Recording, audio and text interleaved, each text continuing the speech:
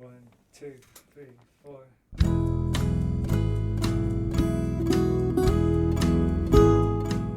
Hello, you're listening to the SKYLIT Books podcast series. We are a general interest independent bookstore located in the Los Feliz neighborhood of Los Angeles, California. This year, because of the coronavirus pandemic, we've had to close our store and cancel in-person events.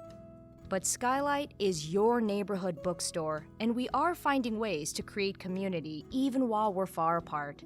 In the coming weeks, we'll be putting out lots of new audio content to help you discover new books, connect with authors, and check in with your favorite booksellers. To learn more about how you can help keep SKYLIT alive, please visit our website at skylitbooks.com or check out our social media accounts on Twitter and Instagram. You can subscribe to the podcast on Podbean, iTunes, and Spotify. Thank you for listening and enjoy.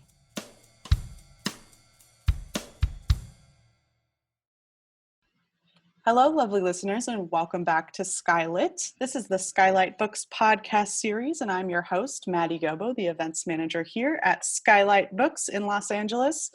If you're not familiar with us, we are a general interest independent bookstore located in the Los Feliz neighborhood of Los Angeles, California, where it is currently beautiful and sunny, if a little bit cold. Cold for us, anyway.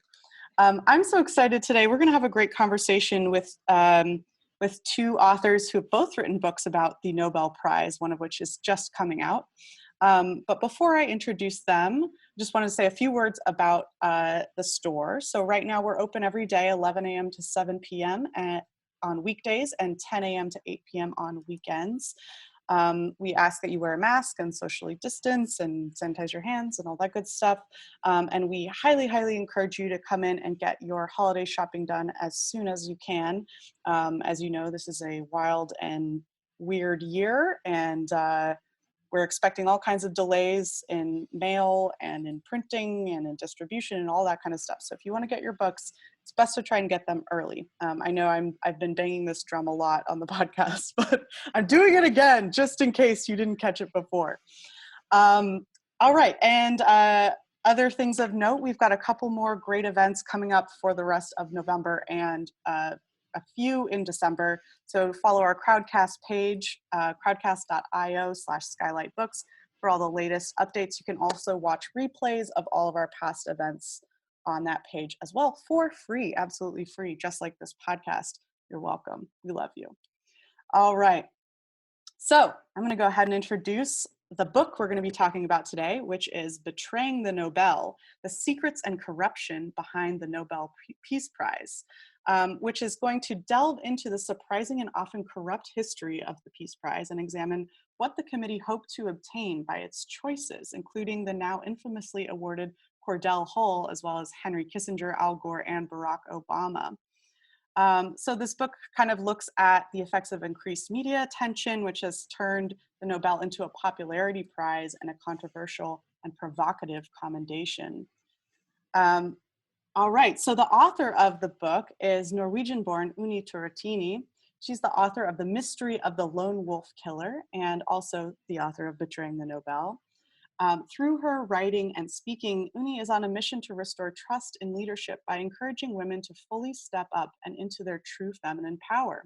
She also works as a coach for high-achieving women. She has law degrees from Norway, France, and the United States, and is a member of the New York Bar. She worked numerous years in law and finance before she began writing. In conversation with Unni today, we have Brian Keating. Brian Keating is a Chancellor's Distinguished Professor of Physics at the Center for Astrophysics and Space Sciences, CASS, in the Department of Physics at the University of California, San Diego. He is a public speaker, inventor, and an expert in the study of the universe's oldest light, the cosmic microwave background, using it to learn about the origin and evolution of the universe. Keating is a pioneer in the search for the earliest physical evidence of the inflationary epoch, a theorized period of expansion of space in the early universe directly after the Big Bang. Okay, I totally want to hear more about this, but we're going to focus on the Nobel today.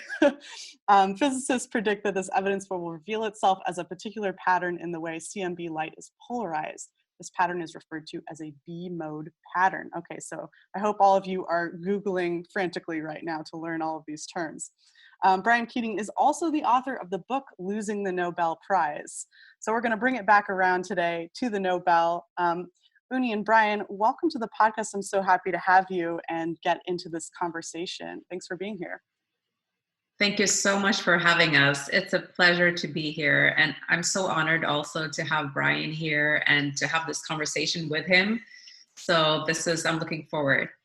Yeah, thank you very much, guys, for hosting this and bringing much needed attention to Unni's scintillating book. It's really a thrill to be attached to her rising star. And I should know because I'm a cosmologist.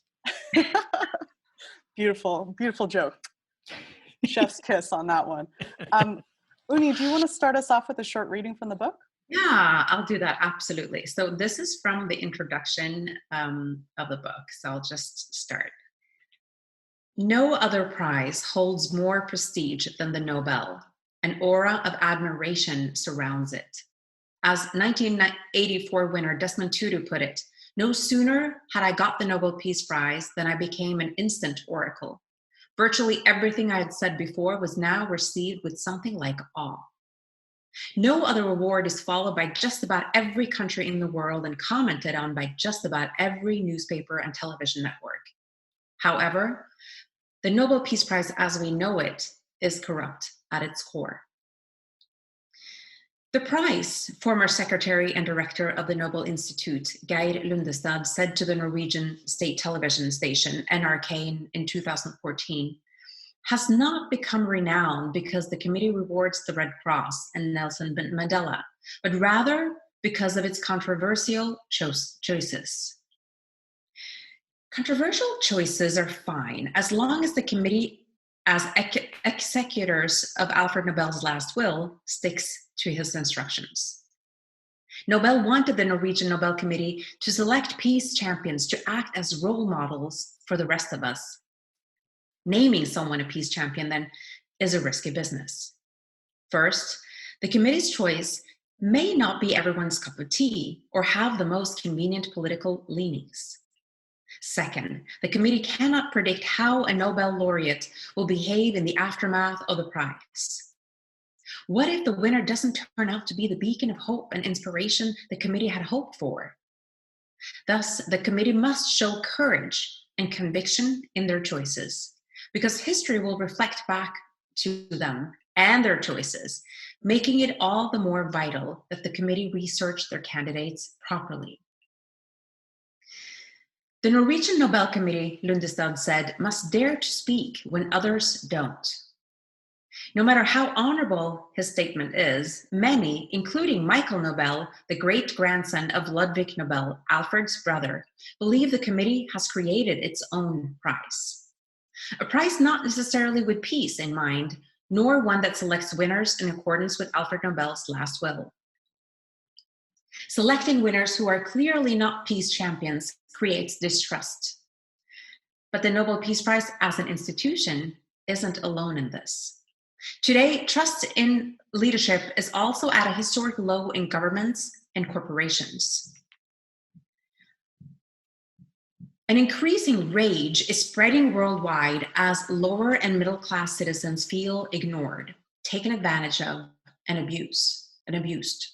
The Yellow Vest protest in France started in November 2018, when about 280,000 people took to the streets in cities across the country to push back against a proposed tax increase, which, according to protesters, is part of a scheme run by President Emmanuel Macron and his government to favor the wealthy to the detriment of the lower and middle class population.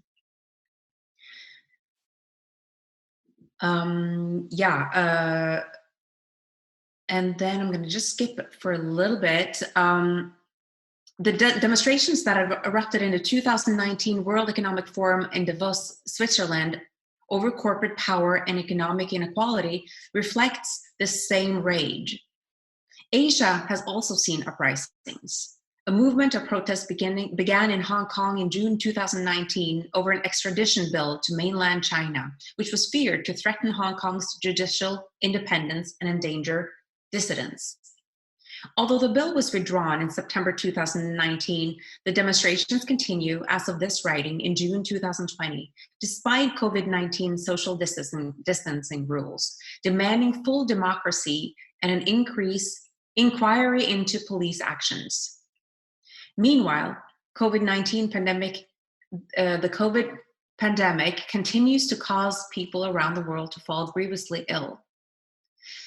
Similarly, the Nobel Peace Prize Committee is showing an example of leadership that is divisive instead of unifying. Instead of making the bold choices our world needs, it has fallen into the temptation of power and politics. It has been swayed by popularity and fame instead of standing up for the true values of the Nobel Peace Prize, Alfred Nobel's intentions of peace and unity.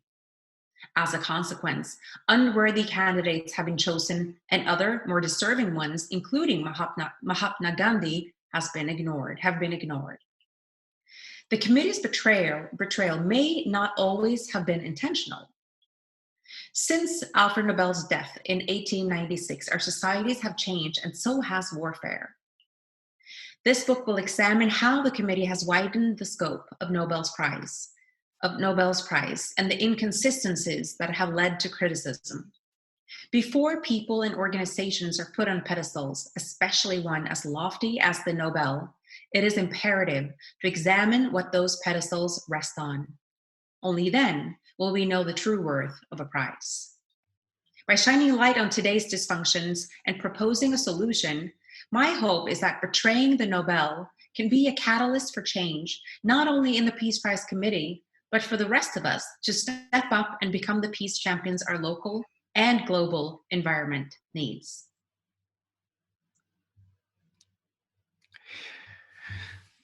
That's really inspirational words from you, Unni, and it reminds me of how we met, which is very serendipitous. We met through a friend of a friend of a friend, and what greater ambassador of peace can one ask for than to have friends look out for one and make such wonderful introductions. I told my friends that I'm speaking with a soul sister, as we would say, it's a sister in arms, because I think we both have a mission to make the world better and kind of restore what Alfred Nobel wanted.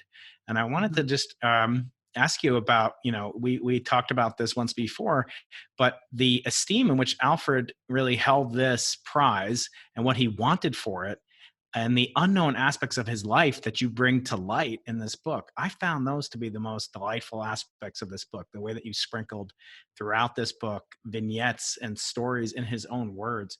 What do you think it would have been like to know Alfred Nobel, and what would you want to ask him about his intentions so nobly for the world? Yeah. Oh wow. I would have loved to meet him. I mean, what a character, right? And what a brilliant man, and with such noble intentions. Really, he did have, he invented a lot of, I believe didn't he have like 355 inventions at the end of his life, right? Yeah. And he died at 63 years old. So he was, quite a young man. He's most famously known for is dynamite. That was his great invention. And I would have wanted to ask him. I strongly believe that he invented dynamite, and he really had a noble intention also with that. Although, of course, dynamite would be used for, not so noble things later on. It was, because it's dangerous, right? It's an explosive. But he really wanted to create a better world with it. He wanted to improve infrastructure. He just wanted people to be able to communicate and connect with each other, create unity. And, we have spoken about this before, Brian. That was his intention with all of the 5 prizes, right? That he in physics, chemistry, medicine, literature, and peace. So not only the Peace Prize was set up with the intention to create a better and more peaceful world, all of his prizes were. That's what at least what we believe. And I would have just loved to just pick his brains and just, sit down with him and have a talk about his intentions, because he never really, in his last will, he never really said anything about it. It's his intentions become clear from learning about his life and the history, or around him and everything else. But it's sort of this, we're taking a lot of guesses too, and especially with regards to the Peace Prize, I would love to ask him why he picked Norway, right? Because he was Swedish, and all the other prizes are given out by Swedish institutions. So, like, what happened with the Peace Prize then? And I think that, we've already spoken about this, I believe, and and he never wrote anything about why he did, and came as quite a surprise.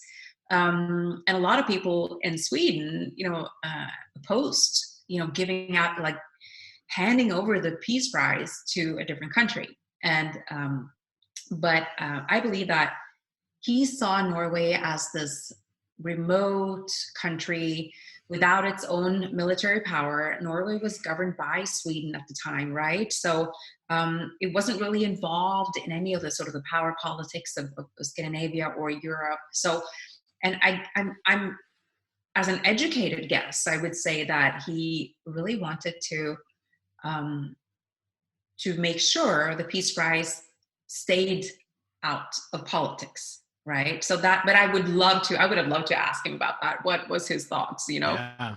We're basically just speculating. Yeah, but he comes across in a vivid way through your writing, and in a way, quite frankly, I didn't expect to encounter. But then, in retrospect, after having delved more deeply into your previous book, The Mystery of the Lone Wolf Killer, I see that you have this journalistic eye as well as a legalistic mind. You're trained as a lawyer, but you basically write these thrillers based on non-fictional events. I want to ask, because something that speaks to me when, my book's about the non-political prizes, aka the science prizes and the prizes in medicine and economics, et cetera, but not about the Peace Prize. I always felt the Peace Prize was closest to Alfred's heart.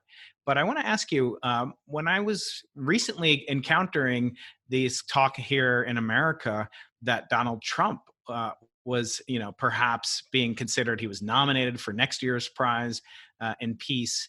And he was actually advocating on his own behalf. And I was thinking, here's the, currently we're in the, aftermath of the election, right? But before this, in October, he was he had the highest, position in the whole world, the most power. And yet he was spending hours and hours of time advocating that he should win the Nobel Peace Prize. And I wonder why that is. Why does it have so much allure? And how does it connect to the previous president who won a Nobel Prize in your mind as part of the reason why you wrote this book? Yeah, oh, absolutely. So when Barack Obama won in 2009, that really, I always followed the Nobel Peace Prize, and I was always very proud as a Norwegian citizen that my home country gave out this prestigious prize. But then when Obama won in 2009, I remember thinking, that's strange. He had been in office less than 2 weeks when he was nominated. And then when they announced the prize in October that year, he had been in office approximately 8 months. So he hadn't really started doing much yet. And also, he was given the prize of a sort of future, potential and hopes, but and then I decided because when the chairman of the committee announced the prize, there were some journalists present, and they were really asking, and they were digging into, so why, like, what has Obama actually done? Not just holding speeches, but what has he actually done? And the committee chairman couldn't really answer. And then after some back and forth and some trying to vaguely respond, he felt pressed, and he said, "We want to send a signal to the world." And so I went on a mission really to figure out, okay, what's this signal that they want to send to the world? And does that correspond with Alfred Nobel's signal and intentions with his prize? So that was really my initial quest. So that started in 2009. And then, so it took me a while, this research, and then I wrote the other book in the meanwhile, and in the meantime. And so it was really a curiosity, and also knowing that the committee is consisting of 5 members sits on the committee, and they are all politicians selected by the Norwegian Parliament. And what I found was that a lot of the prizes, not all of them, of course, they have given out some good prizes too, but a lot of the prizes were were really consistent with the Norwegian government's foreign policy, or a wish from the government to strengthen political ties with, for example, the US. And we see this throughout the history from the very beginning of the prize, which is a little more than 100 years now. So it was quite shocking to me, really, to discover this. And that was really also why I thought that, okay, that people should know this, and we've spoken about this before, but the committee is very, they are not receptive at all to any sort of suggestions or criticism as to how they should do their job. They're sitting there, these 5 people, high up on their pedestal, and they really believe that they answer to no one, that they can do exactly what they want. And I think we, as the general population, has a responsibility of telling our leaders, not just the Nobel Peace Prize Committee, but all leaders, that, okay, we notice what you're doing, and we're asking some questions here. Yeah, for accountability. Right? Yeah. So, because the Nobel Peace Prize is supposed to be a beacon of hope. It is supposed to be an inspiration. The leaders that they pick should be people that we all want to follow, right? Yeah.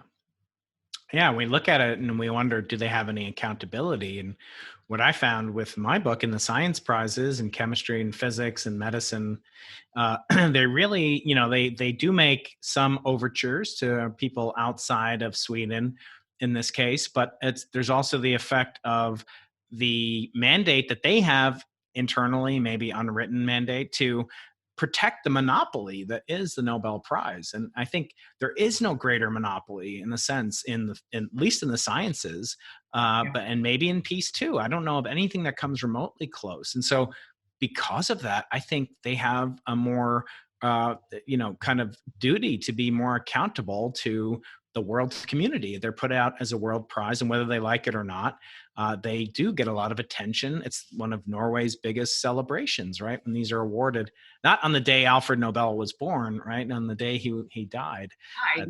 December 10th, coming soon. So when you think about some of the people that have been nominated, so I read a list of the people that were nominated and didn't win, thankfully, but there are some egregious examples that did win. So first of all, Mussolini was nominated, Hitler was nominated, Stalin was nominated. Now these are people that, in contradistinction to Alfred Nobel's wish, he said, I want the winners to go to people that held peace congresses and reduce the world's standing armies.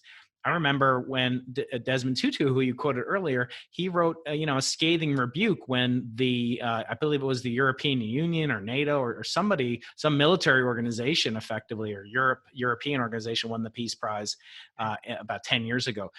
So we have these people that were nominated, and we have these people that won it. And maybe you can speak to some of the more egregious winners, because we can't blame who got nominated, because anybody can nominate, as I understand it. But what about some of the most egregious victors in winning the Nobel Prize? What stands out to you?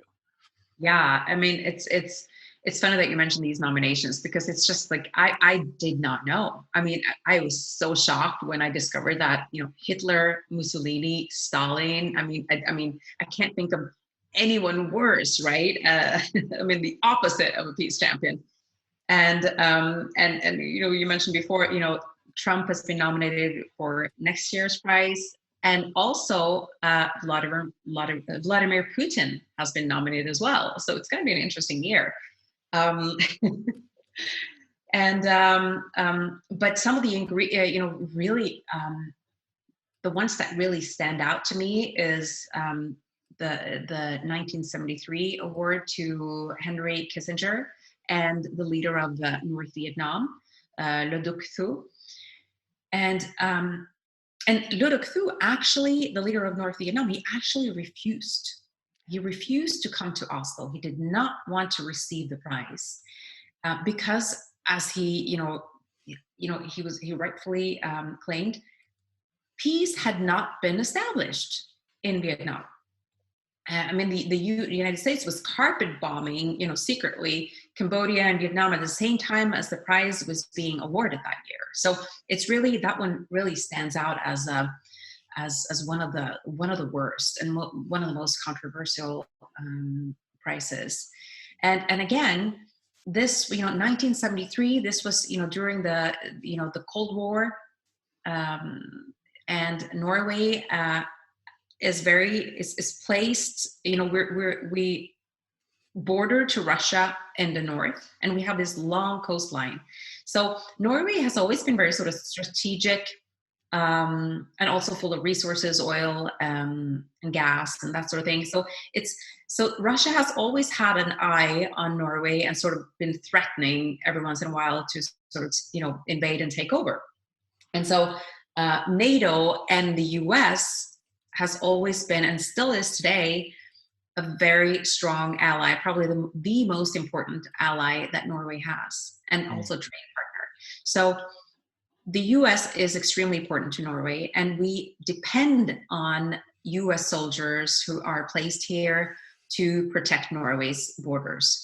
So that was one of these prizes where Norway definitely needed to show the United States that we want to be connected with you.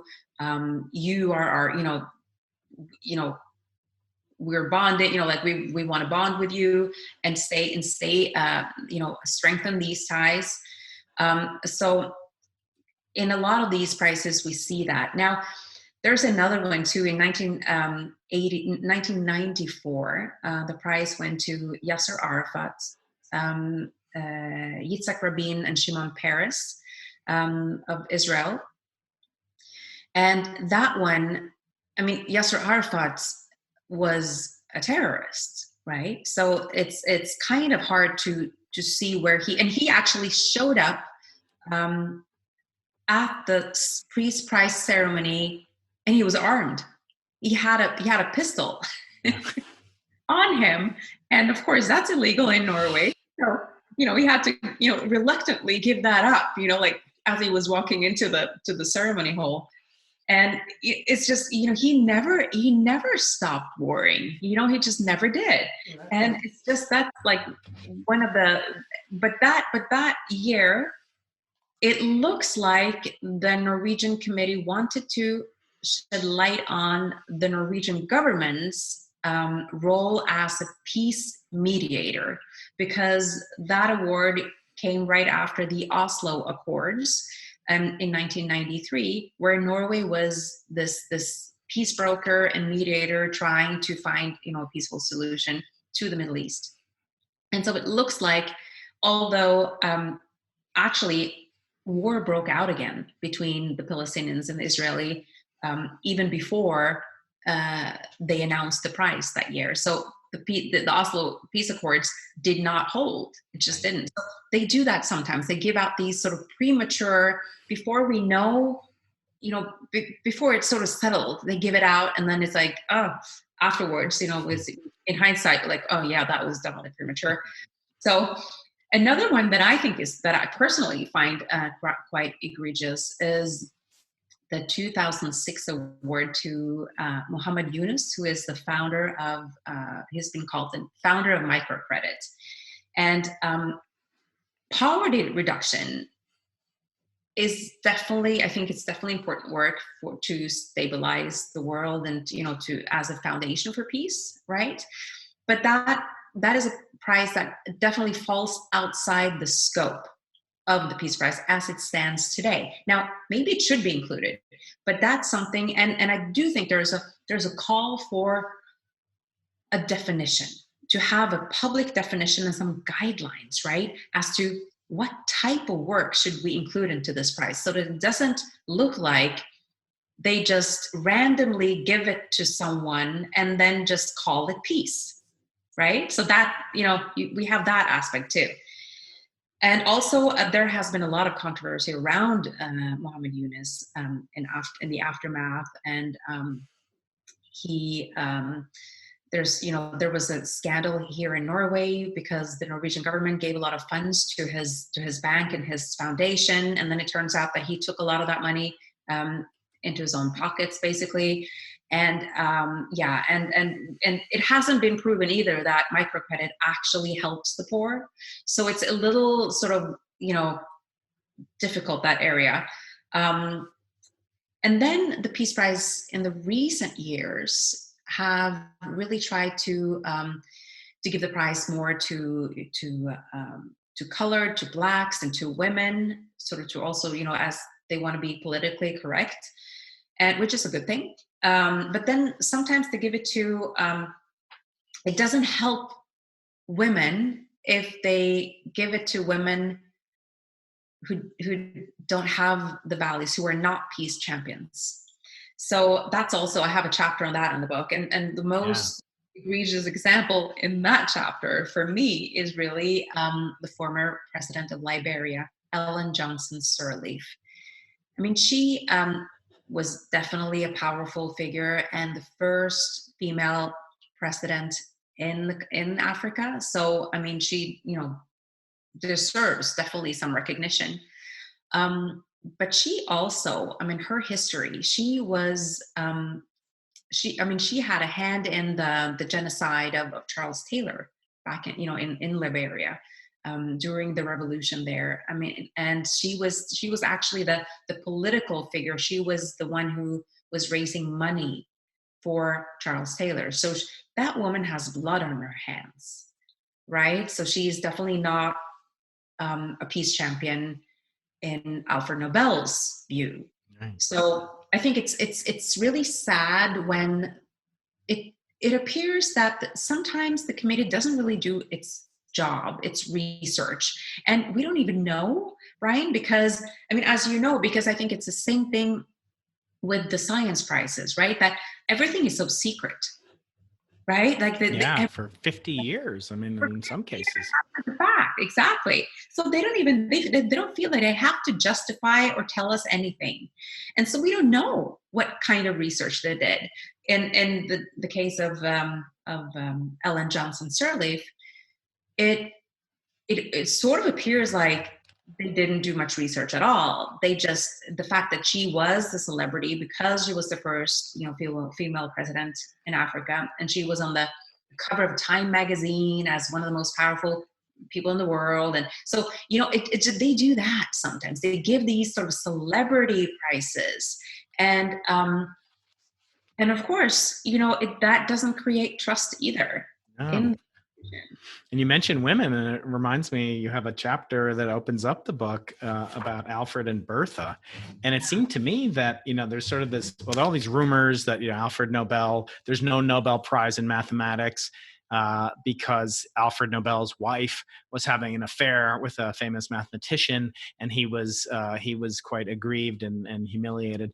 But that's of course not true. He was never married, and I think he had an unrequited love, and in some cases he was quite love struck and taken advantage of by women who beguiled him. Can you say something about his love life and how that may have been the contributing factor to his creating the Nobel Peace Prize? Yeah, absolutely. That's really a fun sort of fun fact. So he never married, and he didn't have a lot of social skills. I mean, he was extremely brilliant and also extremely wealthy. I mean, he was, I think, one of the wealthiest people back in those days, right? Because of his success with dynamite. And but his people skills were not always that great. So he thought that he lived in Paris.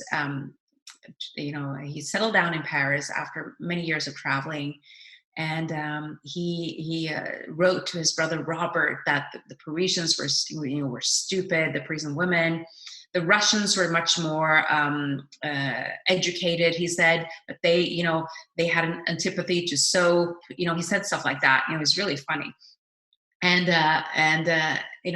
what he did was he put an ad in the newspaper in Austria, in Vienna, looking for sort of a personal assistant / secretary, but really he was looking for a wife, right? So and there was this woman who responded to his ad, and she her name was Bertha von Kinsky. She would later become Bertha von Suttner, and she is actually the first woman to win the Nobel Peace Prize in 1905. And she was this young, extraordinary woman. She came from a very sort of old and respected noble family. She was highly educated, well-mannered, all of that, but her family didn't have any money, so she had to work for a living. So she was the nanny in the von Suttner family in Vienna. And of course, the eldest son in the von Suttner family fell in love with her, and she fell in love with him. And she was, 7 years older than him, I think, or something. And she didn't have any money. And so the mother, of course, von Suttner, she, of course, opposed. She was, would not have this affair. And so she forced Bertha to reply to Alfred Nobel's ad in the paper. And she got the job because, they were, writing letters back and forth, and Alfred really enjoyed that, she was so intelligent, and, he could talk to her about everything. And she was really interested in politics and in the environment, everything. So she started working for him in Paris. But she only stayed for a couple of weeks, I believe. And because when she realized that he was in love with her, then she felt she had to tell him that, listen, my heart is taken. I'm in love with someone else, and it wouldn't be right for me to stay, and work for you. So she left, and she went back, and she actually married this von Suttner young man. And they were, of course, thrown out of the family, for like 10 years before they were accepted back in again. But so she and Alfred kept in touch over the years, and they remained friends, and they wrote each other, letters, and they would even meet, with, her husband. But the thing is, I think Alfred never got over her. He loved her till the bitter end. And she would become this pioneer in Europe, when it came to peace. She would organize these amazing peace conferences. She wrote a book that became a bestseller that was called Lay Down Your Arms. She was really a front figure when it came to peace in Europe. And they had many discussions, back and forth, what was the best way to create a more peaceful world. And when he wrote his final will, he sent it to Bertha. And so what do you think? And she wrote back, and she was really touched. And because really everything that he wrote in there about the Peace Prize was something that she had been speaking about for years, right? So it was really, to me, it was really his final declaration of love to her. And so it was kind of beautiful, actually, when she should have been the first winner of the prize, but because she was a woman back then, they probably felt the committee that they couldn't give it to a woman. Yeah. So she wait for 5 years before she got it. That happened with the physics prize as well, to Marie Curie, who was originally not included amongst the troika of recipients of the second Nobel Prize in physics. And then her husband, who was awarded it, but did actually maybe less work than Pierre than she did, he refused to accept it, and there was an outcry, and they finally acquiesced and allowed Marie Curie to receive the Nobel Prize in physics. And then, of course, she later won the Nobel Prize in chemistry, and the only person to do that.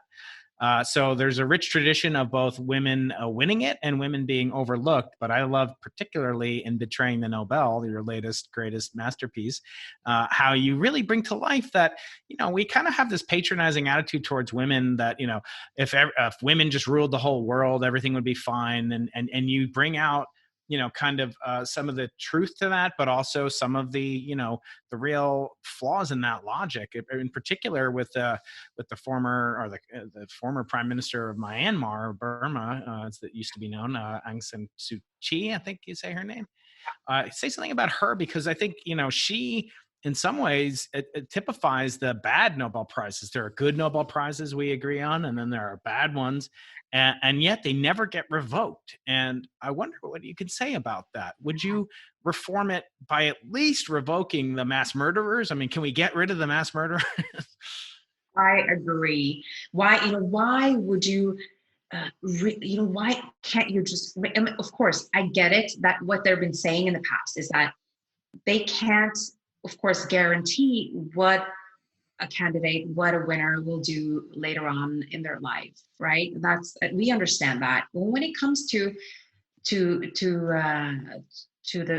prime minister or the head of Myanmar, I mean, she really is responsible for genocide. And there has to be a time. If there's one time in Peace Prize history that a prize should be revoked, I think it's this one. And now it looks like she's going to be reelected as head of state of Myanmar. And she's also under investigation by the International Court of Justice in The Hague, and she has to answer to them for crimes against humanity and genocide. So she might actually end up in jail. And do we really want that as a sort of standing example and inspiration to the rest of us? I don't think so. So I mean, there is, I think, definitely, it's a disservice to the Nobel Prizes in general, and it's a disservice to the world, to all of us, and disrespectful. Yeah, and I think it's ultimately done at their peril, because we have egregious examples in physics. William Shockley, one of the co-inventors of the transistor, later went on to promote eugenics and start the Nobel Prize sperm bank, of all things, to hopefully eliminate the effects of lesser intellects within society, as he called them. Really reprehensible ideas. And I know if I had a prize and somebody like that were to win it, I'd want to revoke it to preserve the prestige of the Keating Prize, which probably will never happen. It comes with a pack of chewing gum.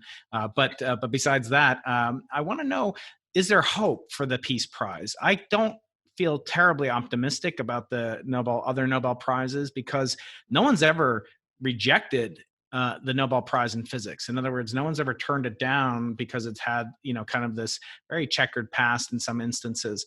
And it's held in such high esteem. I actually consider it in my book, losing the Nobel Prize, a sort of idol religious talisman for secular people. Is there hope for reform in the Nobel Peace Prize, at least, before it's too late?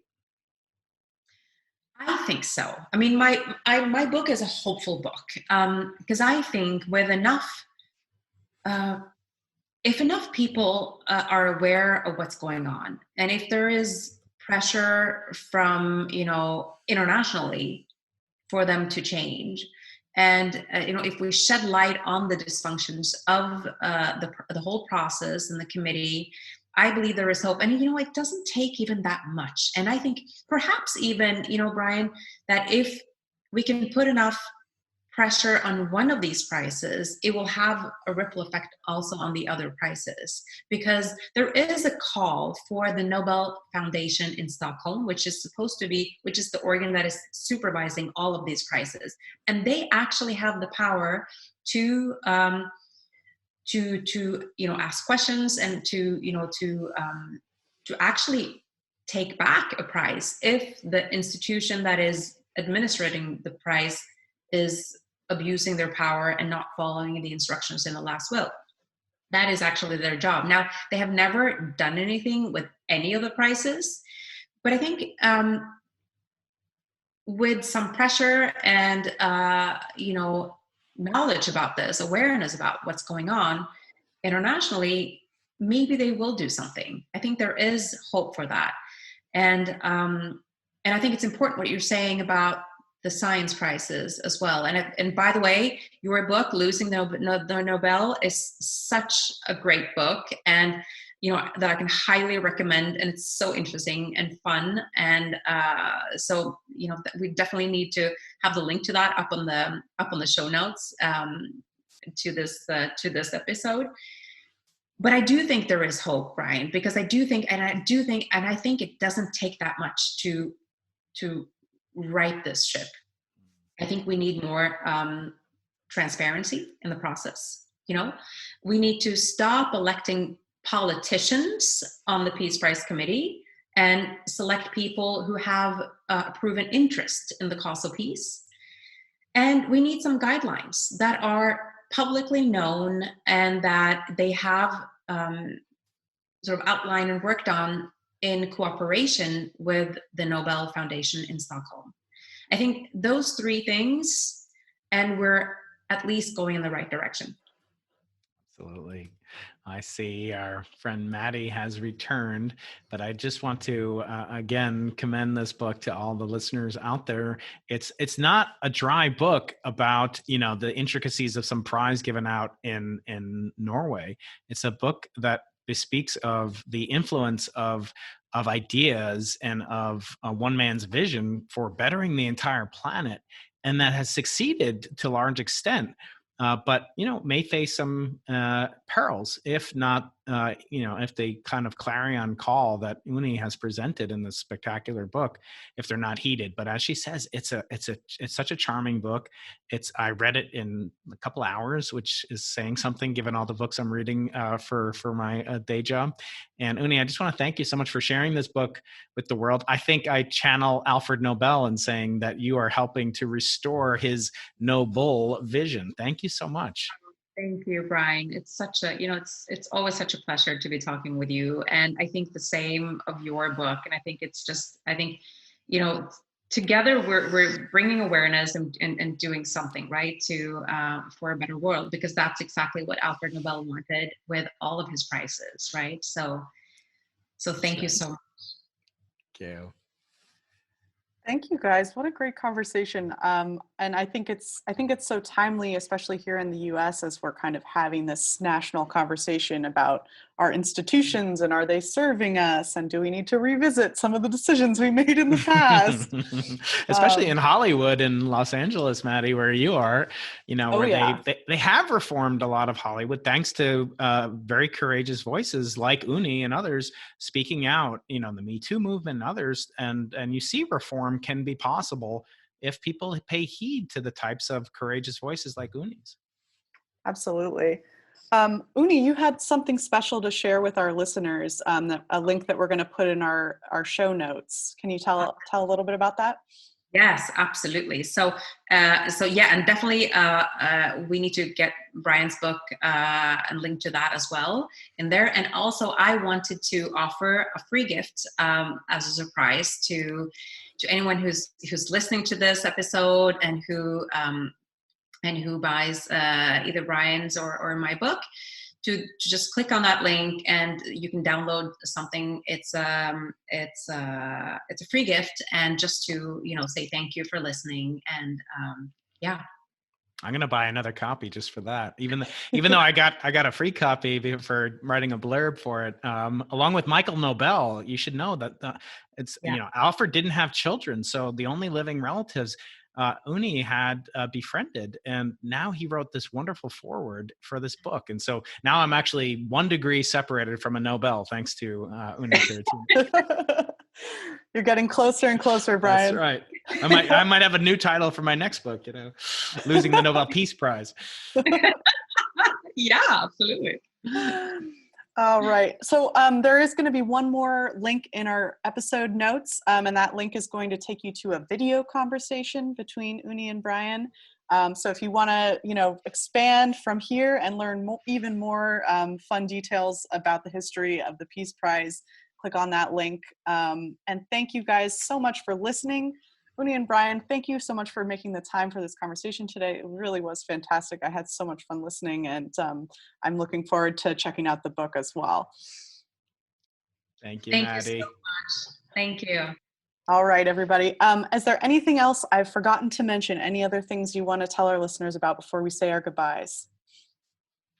I found it really fascinating to delve into a little bit more of Unni's previous book, The Mystery of the Lone Wolf Killer, because I think there is kind of a commonality between this notoriety, this fame, this aspirational contest that the Nobel Prize, no, I'm not in any way comparing it, the two subjects, but that people seem to seek this notoriety, and that there is this kind of unbridled or unchallenged need within human beings to achieve this. And I just think it's lovely. So I have some links in the video interview I did on the Into the Impossible podcast, my podcast here at UC San Diego, with Unni to her 2 TED Talks. So please check those out as well.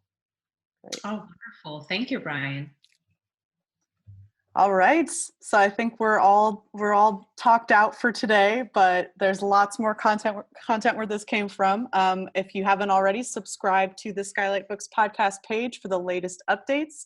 Thanks again for listening. Thanks again to our guests, Unni Turrettini and Brian Keating, for their great conversation about Betraying the Nobel. It's out now, so you can get your copy at SKYLIT Books. All right, everybody. Thanks for listening, and we'll catch you on the flip side. Thank you for listening to the SKYLIT Books podcast series. Please don't forget to visit our website at skylitebooks.com and make sure to follow us on Twitter and Instagram. Also, don't forget to subscribe to this podcast for more author talks and bookseller conversations. You can find us on Podbean, iTunes, and Spotify. Stay safe and healthy, and we hope to see you back in our store soon.